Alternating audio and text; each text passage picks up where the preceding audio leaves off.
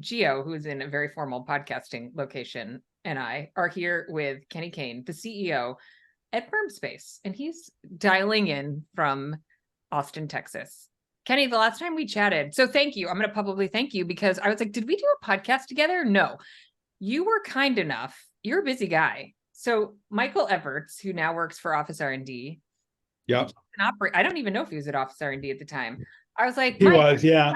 Yeah, I need somebody to talk to my groups about automation. And he's like, you should talk to Kenny Kane.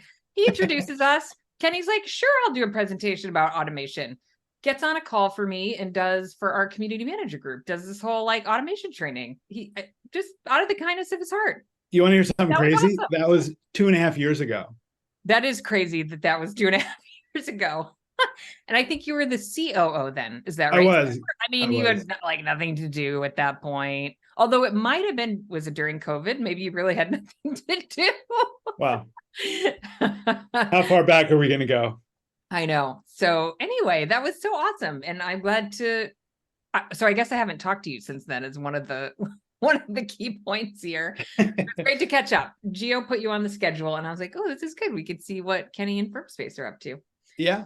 Well, thanks for having me. Now the chief man in charge over at Firmspace. I am.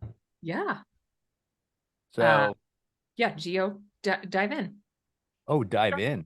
Dive in. Look at you. You're so official. Get us started. You're the guy with the microphone, Gio. Yeah, exactly. That's trouble. That's trouble.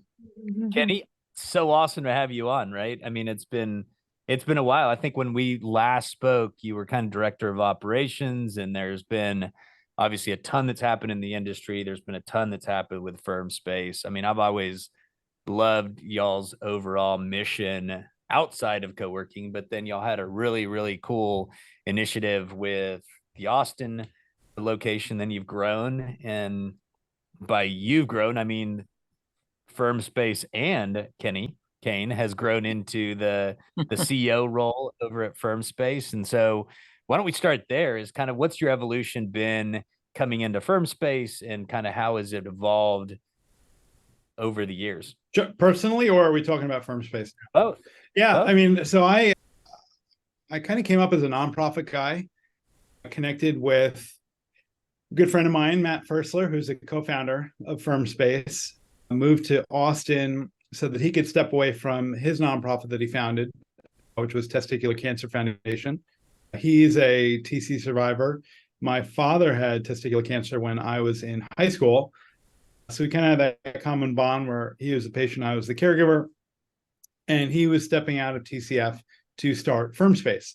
So about 6 months into my tenure here in Austin, things started picking up on the Firmspace front, and I found myself going to meetings, planning meetings, whether it was OAC or we had a digital marketing company we were working with to do a very early version 1 of what an Office R&D would provide for you now. So we built our own app in the beginning, and I really got involved on the tech side, built the first Firmspace website. And to Gio's point, and you, Jamie, I kind of rode the org chart. As we grew, I sort of just put a new prefix in front of the word operations. And I was the guy who was very much, okay, we've got this new system, go learn it, whether it was Salto or Office R&D, when that came into our lives. Really, when Michael came into my life, was a turning point in my career. Michael Everts, the sweetest guy in history. A big shout out to Michael. No, they have been really, I think Office R&D was a turning point for us and for probably many operators when suddenly had an app that just made sense and did it right. So I'll plug Office R&D as a major part of our operation, and really a wonderful group of people over there. Maybe we'll get back to Office R&D in a minute. But yeah, so found myself contributing. We opened Austin, we opened Denver. About 6 months later, we opened we opened Houston. And then during COVID, so we started in 2017, and I apologize to the listeners, I'm already bouncing around. So opened Austin in 2017, opened Denver in early 2018, followed by Houston. And then in 2020 and early 2021, we were building Atlanta and Chicago, and I built those over Zoom, which was a terrifying proposition. We had just started swinging hammers in Atlanta. March 15th, 2020. We all kind of know what happened. The world shut down. And I didn't get to the space until August of that year, well after the walls were closed up, well after everything had kind of been put in place. And that was a really interesting experience building spaces over Zoom, but we also realized that we could do it a lot more efficiently than we had in the past. So that was kind of an interesting learning experience.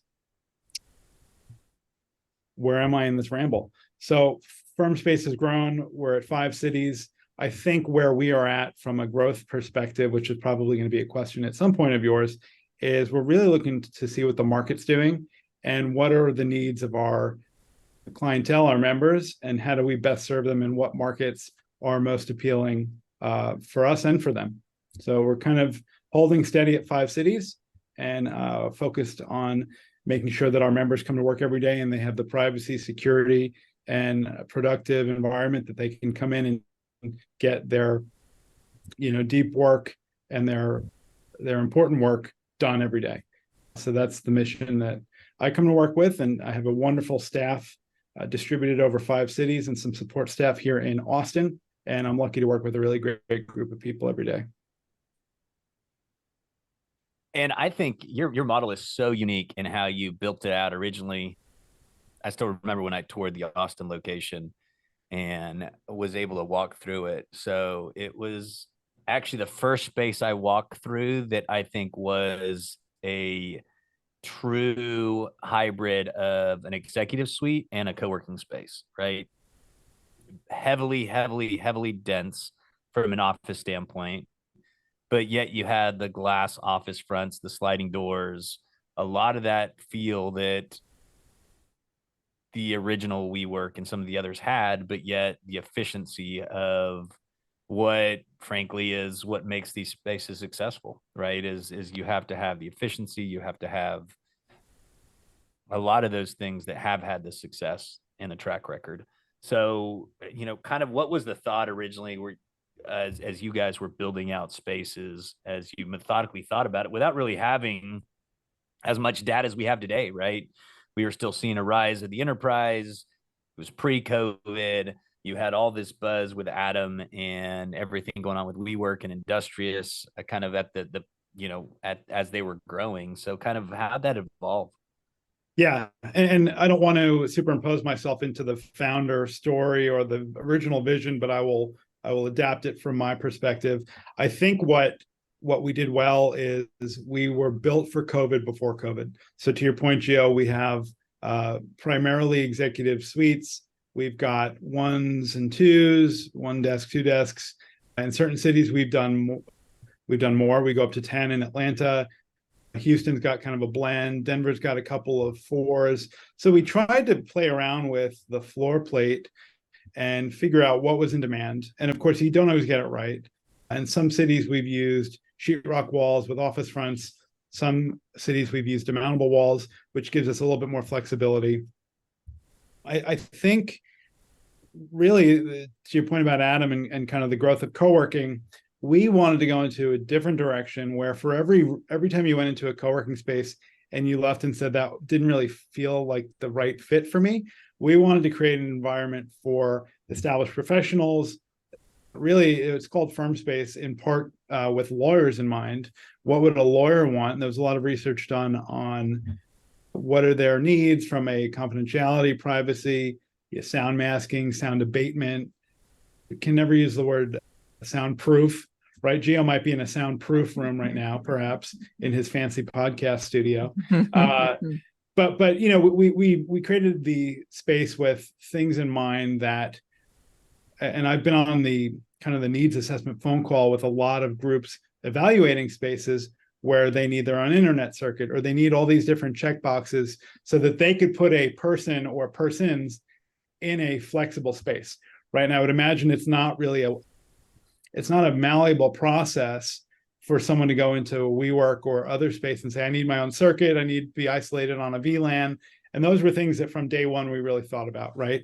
If you were not going to go get your own space, what does that look like just up to the point of you having your own space, except you're at Firmspace, right? And things like good coffee and a nice beer program and kind of all the amenities, the add-ons, that was sort of the fun part of figuring out. The hard part was figuring out the physical infrastructure and what was needed before we met our first member, who actually our first member just renewed.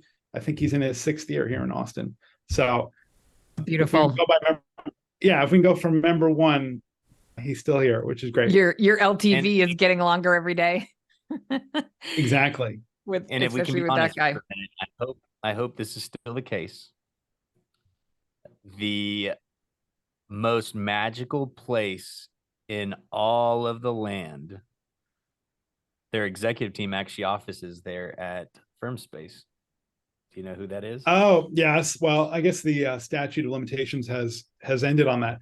So they actually have left the building. So we opened Firmspace Austin with the Buckys executive team. Oh my God. So they were here for I was like, are we talking about Disney World? What are we talking about here, Gio? No, you don't get it. You're from California. And No, Gio, we talk. This comes up all the time. Gio is always like, "Oh, well, you wouldn't know Bucky's, but it's a special place." Yeah. So Gio made me violate one of our pillars of confidentiality and privacy and all that.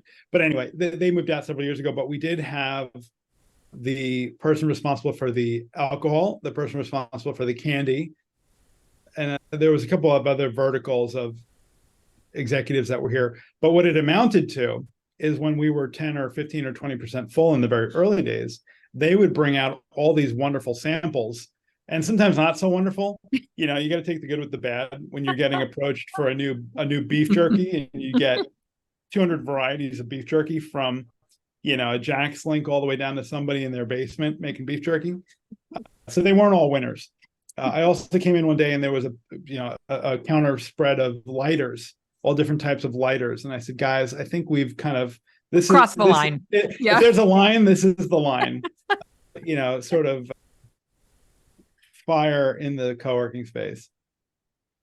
Wait, I have a question. What is your real estate structure? Are you leases? Any management agreements? All the onesie twosies are expensive to build out. Yeah, all traditional leases. Okay. So I'll tell you, Kenny, I don't know if you remember our initial conversations. I don't think you were involved in the initial conversations. But yeah, it probably was not under my purview at the time, but I would say we have evaluated, and maybe I'm taking the words out of Gio's mouth, sort of the management agreements and other avenues of a rev share. And Gio, I'll let you pick up. I think originally our conversation was, I thought y'all were all crazy because their original business strategy, their real estate strategy was finding the newest, most expensive building in a market and building it out. And I was like, guys, that's such a horrible strategy because now you're at the top of the market. You're having to set that price point. But they have an incredible build out. But even that, I mean, that was part of it too, is I think at the time, I don't know, y'all had a relationship with JLL and they were basically rebating you a huge amount of the fee, which went towards your build out. But I think that's been part of where everyone's had to pivot and reset their overall strategy.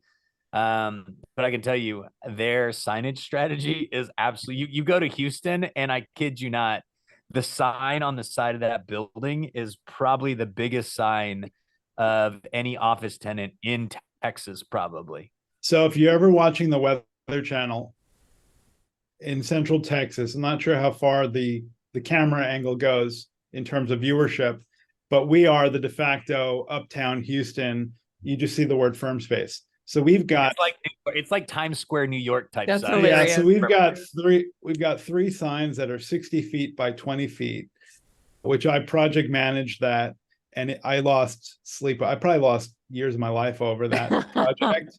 They had to make 450 holes in the building to accomplish that. And of course we had to use a font that has serifs. So there was this whole conversation about like the LCD, or the LED rather, was not going extending all the way to the serif. Anyway, you could use your imagination of how 6 foot tall letters could be a challenge. So anyway, it was a fun project. You negotiate the signage with your lease, like, just so you know, go big or go home. We need the whole wall. Well, it's funny. So in the lease appendix, when you look at the signage rights, It's just a giant rectangle. And we filled every inch of that giant rectangle on 3 sides of the building. Okay, so who are your best members? You talked about, originally your, sort of ideal customer avatar might have been an attorney. Yeah. So we've got financial services is probably right up there on the pie chart with legal. We've got a lot of consultants and a lot of people who provide business services. There you go, Gio. You got to slide out of the way. Yeah. So I am as nice. I am as tall as those letters. What's really cool about that one that's facing us is it's actually black during the day, and then when it turns on and the sun goes down, it turns white. They used a perforated 3M vinyl.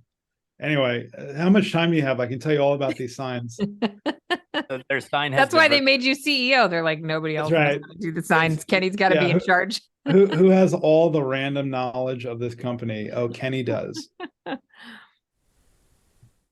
And I lost my train of thought. What were we talking? Our types of members. So legal, financial, business services, consultants, real estate. It's a lot of complementary services to commercial real estate. And to Gio's point, we do find the nicest buildings, or what we perceive to be the nicest buildings in the best parts of town. And we do go in and we come in with somewhat higher rates, but I don't want to make it seem like we are unattainable. I've always considered us aspirational. So if I was starting out and I had the means to jump from a WeWork to the next level, and I mean, I think people will consider us right up there with Industrious and some other players. I think where the difference is people can come into Firmspace and justify the price point over a WeWork, right? Over kind of a race to the bottom type of operator, because of the network, right? Who are you going to be working alongside every day? And are you trying to rub elbows with a certain type of complementary business that might be in our space? We've had people move in to try to do business with people in the space. I mean, you see everything in this industry, but no, we're very proud of our build outs. We've got a wonderful architecture team. We have a great construction team, which I guess I'm heading up at this point as well.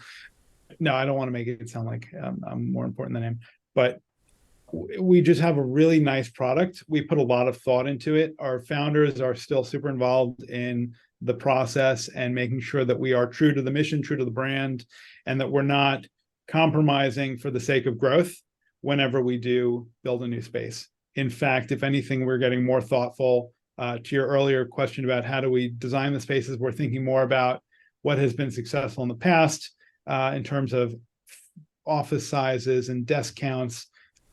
And you never know what's going to work. Is it a single office? Is it 2 offices that are adjoining with a door in between? Is it a suite with 5 small offices? Here we go. Yeah. I think this is Houston. It's beautiful. Yes. It's a lot Houston. of one-person offices. Yeah, that's bold. It is. And we've had groups actually invest in the space. This is kind of an interesting thing that has happened. So instead of moving out, it was more cost effective for them to pay for the electric and the labor to remove some of our demountable walls to make at least 1 or 2 of those packs of offices into a single team room, right? And we know full well you're going to take the walls down, you're also going to pay to put them back up. So it was more advantageous and cost effective for them to stay put, modify the space that they were in at Firmspace than it was to go build out permanent space. So another kind of feather in the hat for Flex. Do you see that use case often enough to make the demountable wall system make sense? I was really resistant to the concept, and I was trying to steer them in the direction of, can we move you somewhere else on the floor, right? Is there another viable option before we start? Yeah. Primarily because we didn't know what it fully entailed. We hadn't done it before. And it was theoretically they're movable. That's right. But it's like, you fall in love with an idea. We know that those offices are those offices. Yeah. It was surprising to me that the electric was most of the scope of the cost, but it makes sense because you have to pull it, you have to rerun it and put it into new. Yeah. But you can without changing drywall. Well, That's so right. if you, so the intent when you put in the demountable walls, the intention wasn't to be uber flexible. Like, why did they go in? I think there was tax benefits, and I don't want to say I think there were tax benefits because it's considered furniture. Yeah. Over sheetrock. Yeah. I think we were. How do I phrase this? It's a great question, and we're uncensored. You can phrase it however I know. You want. There's been a lot of thought. If you start taking down walls and then somebody suddenly defaults on you, you're left having to go put those walls back up at your cost. Yeah. And then it kind of becomes a question of how much security should you have on file, security deposit to recoup those costs. Yeah. So it's just kind of like how much skin in the game. It's like right. That's a real practical thing you got to think through. I mean, I have 2 workspaces with the demountable walls, and I'm like, okay, well, but in practice, are you going to move these things? Right. And I'm curious, for you, sound and privacy is important. What was that solution up to par? There are mixed results. So we've done fabric demountable walls, and we've done just a hard surface. There are things you can do. You can put in more insulation. You can you kind of customize you can do things. You can throw money at whatever. you can crank up the white noise emitters and the ceiling tile. Okay. You can put insulation above the ceiling tiles. You name it, we've done it. Yeah. I would say that when you hit 100% anywhere, let's just use that as you're full, you're going to have noise transfer, right? And it just really depends on, is the person next to you on their phone, like Will Smith in The Pursuit of Happiness, just making phone calls all day long and screaming at the wall, right? If my neighbor is on a Zoom call for 20 minutes and they're loud, that's fine. Yeah. And there's sort of a give and take of the communal aspect. Where we are at is we are seeking as much sound dampening as possible, just short of saying we're soundproof, which we never could. We use thicker glass. But no, to your question about the demountables, fabric versus a hard surface, one might be better than the other. The fabric is sound absorbing, the hard wall is a hard wall. And it's interesting. The other limiting factor, just to go back to why we wouldn't move the demountable walls, is you have to put them somewhere, right? And ideally, oh my gosh, another very practical aspect, right? Ideally, you'd like to keep them on site. So are you taking a unprofitable office and just kind of filling them up with walls? Yeah. And now people have to walk by and look at that every day. So anyway, there's. No, I love it. Real talk. Yeah.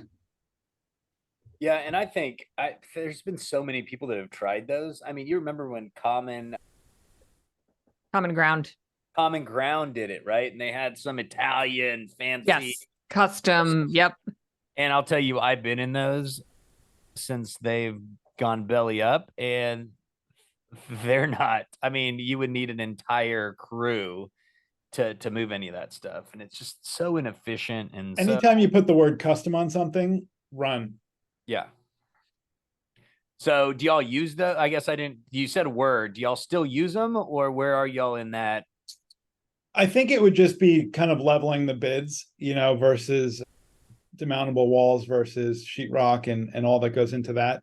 I think it would really just be a matter of, we know what we get with each, and they each have their pros and cons, and certainly being able to take them down, right? If that becomes kind of an aspect of our business moving forward, and we figure out how to value engineer that.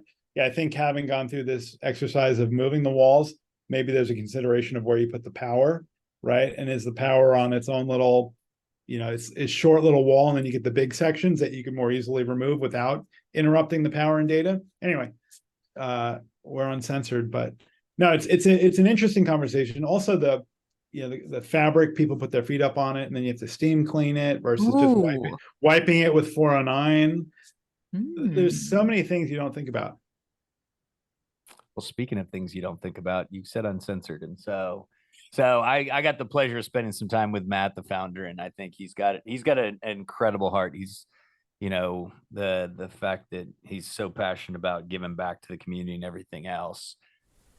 Clearly, he's very methodical about who he puts in leadership, and so the fact that you've been able to rise through the ranks and get to the level you're at says a lot as to his trust and overall just understanding of what you bring to the table. But if he was sitting in front of you and could give you 3 gifts that he sees in you, what would those three be? Traits? Are we talking like personality, like character traits? Yes. What are so when you know, like Jamie is incredibly bold, right? She steps out and she's not willing to step on toes as long as she is very passionate about what she believes in, right? And so, what are your three? Yeah, I the phrase servant leadership, and I think it's more just along the lines of, if you want to go all the way back. So in high school, I worked in a pharmacy. And what I remember about the pharmacy is there was no place to sit, right? So for 8 hours, you would stand and you would operate the pharmacy. And I think that, I'm going to sound old, I think that mindset is lost on some of the newer workforce, because everything is just assumed that you're going to be sitting in air conditioning, right? Which in 110-degree Texas heat, I'm really grateful that I work inside an air conditioned building. But I think that there is not an appreciation for the hard part. And I try to shine a light on the hard part, whether it's, getting under a desk and plugging something in, or it's servicing a Salto lock, which I just did about an hour ago, and continuing to do the things that I did when I was chief operating officer or director of operations, or just a consultant. Like right now, I'm redoing our website, and I'm working with the marketing team, and it's going to be great. It's continuing to stay close to the ground and staying in touch with the members, and sort of being the guy that's kind of doing everything and being everywhere, and people perceive you to be super busy. But there's also, you have the same 24 hours that Beyonce has, right? And how does she do everything? I love that quote.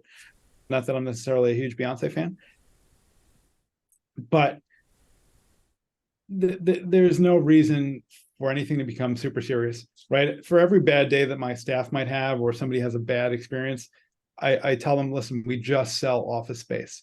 It's not that serious, right? You can have a really needy member, or somebody who is sort of dominating your thought process, right? And that's another aspect of it.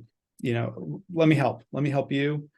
So it's sort of customer service meets operations meets owning it, right?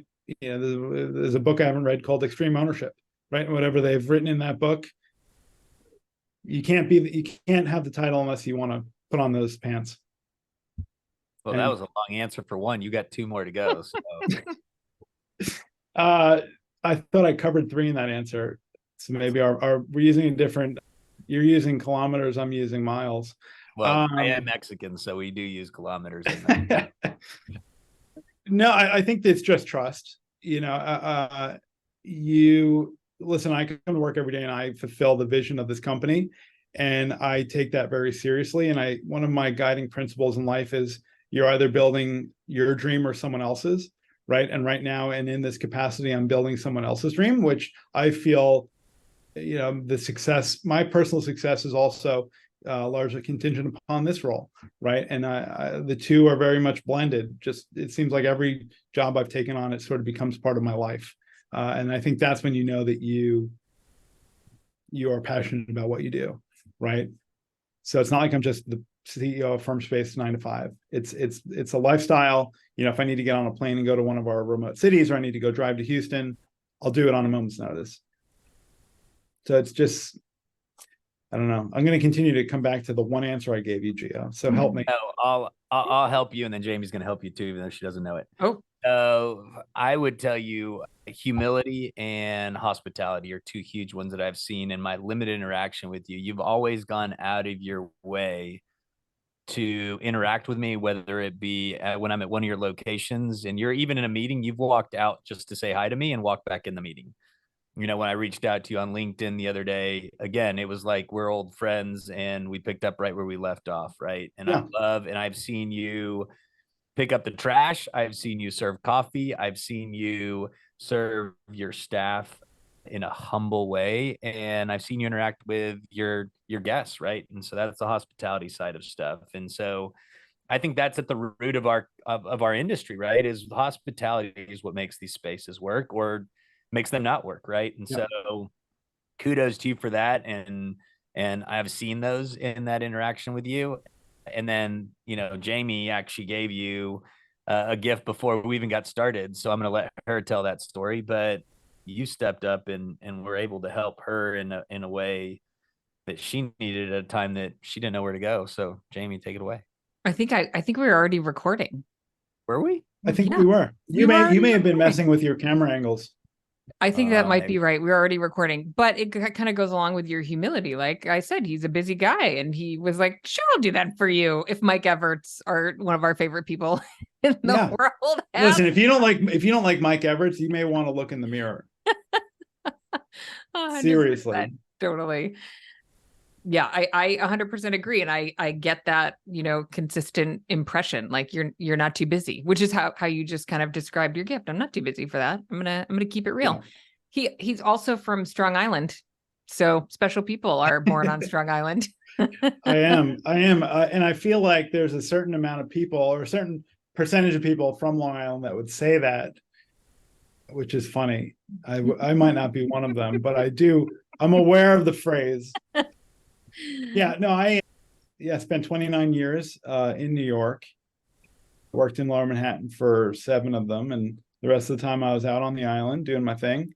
And it's a great place to be from. I'm very happy to have landed in Texas. As the quote says, I got here as quick as I could. Now it's, I'll take 110 over 19 and 6 feet of snow. 100%. But anyway, so thank you both for the compliments. Yeah, it seems like a lot of effort to be unapproachable and to not care, right? And we kind of talked earlier, we won't mention who or what circumstances, but certain things can be perceived as a measure of success, right? I'm too busy for your phone call, I'm too busy for your LinkedIn. Listen, I will tell you, I don't respond to most LinkedIn messages, primarily because they all want to sell me software. And I've got Michael Everts and Office R&D, which if you use coupon code Kenny Kane, you can get 2 months free. No, not really. I know he does owe you. That would be awesome, though. Point. How I'm many just people saying. use that? And Mike Everett, you have to put that into play in the program. Yeah, well, it might have to go up to Miro for that one. We can work that out. He's a board member on GWA, so There we go. So what's the future of Firmspace? Obviously, there's a lot of stuff going on. We've had buzz over the last few weeks of everything going on with WeWork. There's plenty of other operators giving space back. There's a ton of people doing these new management deals in spaces they shouldn't be doing management deals because the spaces are too small or not the right location. But right, I think, so I think we know what we do and we do it well. So I'll start from that perspective. I think we are, like many others, are probably waiting to see what happens, whether it's with, sort of this impending doom in the real estate market that they keep predicting. I saw somebody in the GWA circle posted a LinkedIn poll. Do we think Adam should come back to WeWork? This was like a month ago, before any of the news broke about, their earnings. And I said, yeah, sometimes you got to go back to the starting line to figure out kind of what needs to happen. And he's probably very happy he's not where he's not too close to that. But no, I think, we will continue to build space that is of a higher caliber. And we know that there are other people in our space that do it as well. And I think there's room for everybody, right? We all do it a certain way and with a certain spin on it. Maybe you've got podcast rooms in your space. I don't. Getting very meta for this phone call. And we're just going to continue with retention. I think retention's a big piece of the conversation that people don't always focus on, right? We're so focused on getting new leads, right? How about establishing a relationship that is scalable so that if someone's making a decision about flex versus permanent space, they're thinking about what they're going to lose by moving out. How about that? And that's one of our driving forces. Again, our first ever member is still here. And people who have moved out, have either had an offer they couldn't say no to, or they were growing at such a rate that flex no longer made sense, right? And that's kind of 2 scenarios where we're, we'll help you pack. We're so happy for you, and how can we help? Jamie. So well, to be uncensored, I was just looking at your broker club. So Yeah. I'm poking around your website. You said you're creating a new one, and I was like, the overall sense I get from you, which is not the case from everyone, is that you just kind of articulated it, which is, you know who you're for, and you're just going to continue to do it. And I think there's so much power in that.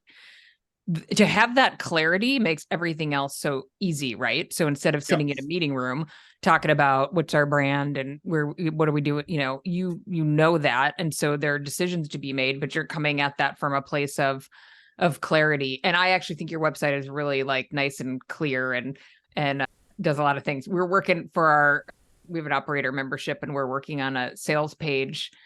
Like a sales page audit. And I was like, well, how are we going to find a good model?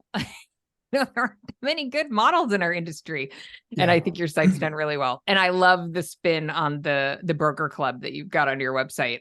Like you added commission tiers. So yeah, I'm curious about that. Yeah. I mean, the broker club, listen, we've had small to large ideas about how we engage with brokers. We had pondered the idea of making it sort of a place that they could land. We've got a Club Corp property, the Buckhead Club, in our Atlanta location in the building. And it's wonderful. Have you ever been in a Club Corp, like a restaurant bar kind of setup? It's just a lot of people who come up for lunch and they're just sort of lounging, right? And we see these brokers and they come and they go and they're running around. Wouldn't it be nice if you were sort of far from home, far from your office, you could have this third space that you could pop into, right? And keeps Firmspace top of mind, and we get to see the brokers who bring us business, right? So that's sort of like the premise of the broker club. I don't know that it's ever fully been realized, and that's sort of an ongoing pursuit to maintain the attention of brokers. Those brokers are a challenging crowd. As we all know, it's sort of like who's got the best bait to get them into the space. Listen, if you're a broker listening to this, we quick pay. We are happy to work with you on flexible terms. No, in all seriousness, we love our brokers, and we want them to think of Firmspace sort of as a step one, right? You can put somebody in a Firmspace while they're looking for permanent space, right? This is very meta for everyone on the call. We know that flex can be a first step to a permanent space. So anyway, we love brokers. One of our co-founders is a commercial broker, Justin Bain, and we're also built with them in mind. So yeah, broker club is just a fun semantic to use on a otherwise mundane. Exactly. I was like, oh, nobody else is like giving it a fun, a brand. I like it. So playing off the broker thing. So how much of your business actually comes from brokers? So it could always be more, Gio. It could always be more. In my experience, it's about 5%. Yeah, it's probably closer to that than 100%. We love brokers. I think here's how I perceive the process to happen. There's a decision maker who opens up, every tab, whether it's WeWork, Industrious, Firmspace, Regus, and so they've got all these tabs open, and they're sort of going page by page and figuring out who's got the best bang for their buck, right? Okay, we got free coffee over here. I could print up to 500 pages over here. I get 8 credits per desk for conference rooms. And it's funny what people will come to us and negotiate on because someone else is doing it, right? Oh, they're going to let me print unlimited. Okay. It's the 80-20 rule. 20% of the people will do the most printing. 80% of the people won't print at all. Fine. You do whatever you want. I'm not going to track you anyway. But no, brokers are definitely a portion of the business. And I think the broker club is a way to engage with them meaningfully, where it's not just a gun for hire where, they're going to bring somebody in and never think about us again. We want to be part of their portfolio, whatever the right semantic is. We want to be part of their business plan in terms of placing clients. And I will say, we all love the ones and twos. When it's a large group that moves in, you're over the moon. When a large group moves out, you are trying to backfill that as quickly as possible.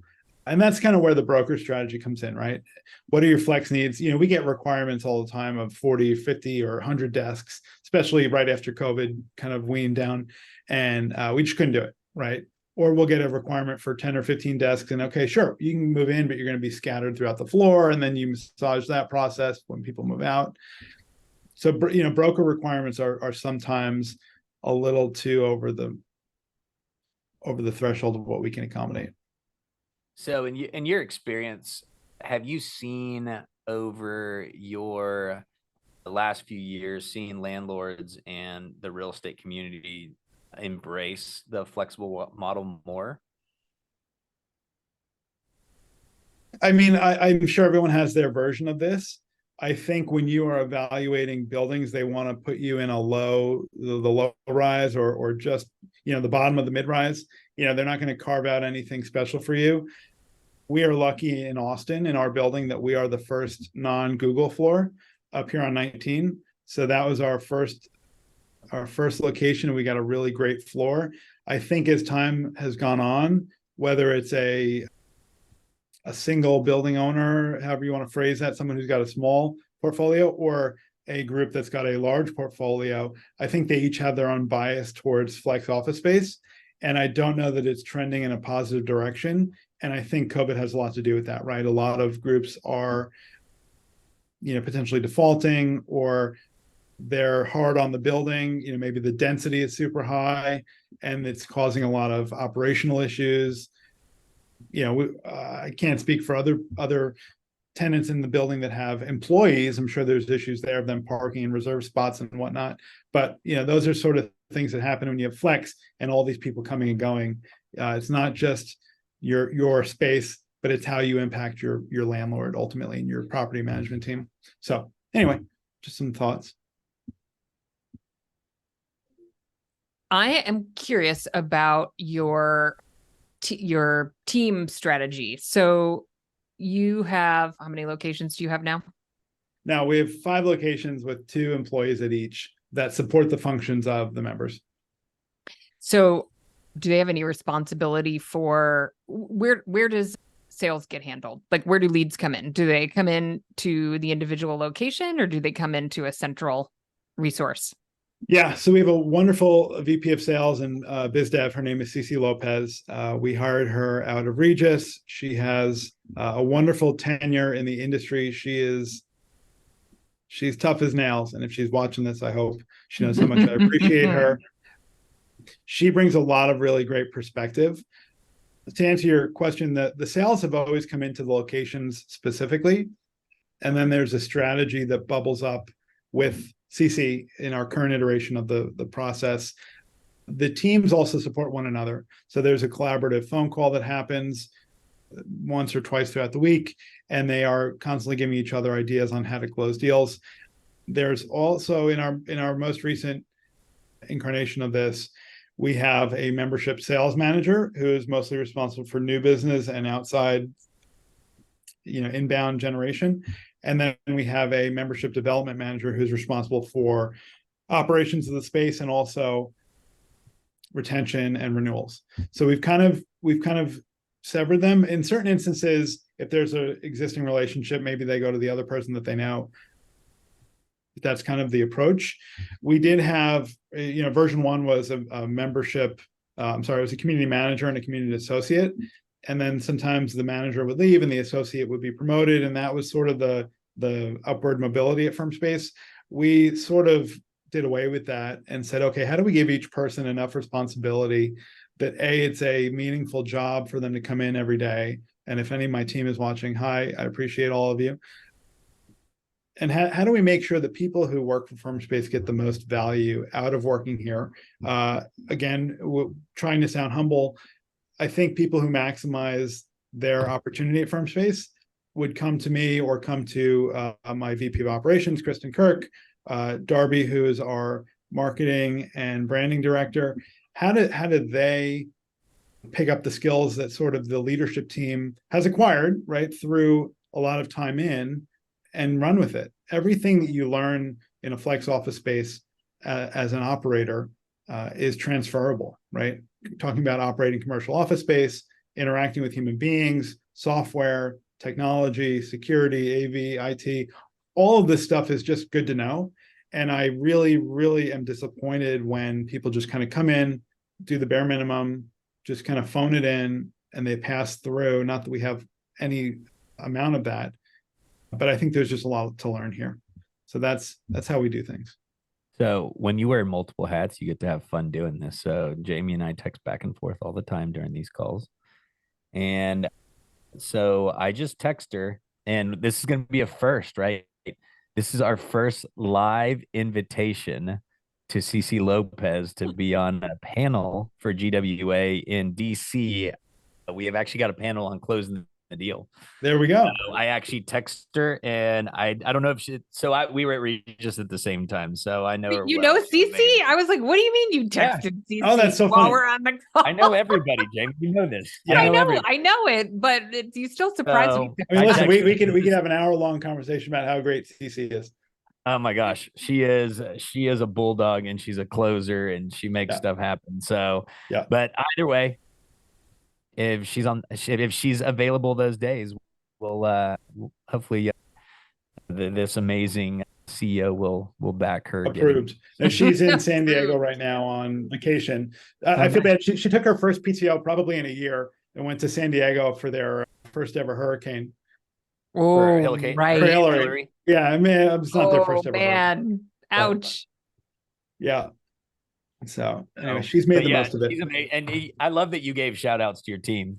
And I think that's part of what a good leader does is, they realize that they get to a position they're in because they've got an incredible team that supports them. So kudos to you for that. So outside of the four walls of that office, what's your passion outside the workplace? Yeah.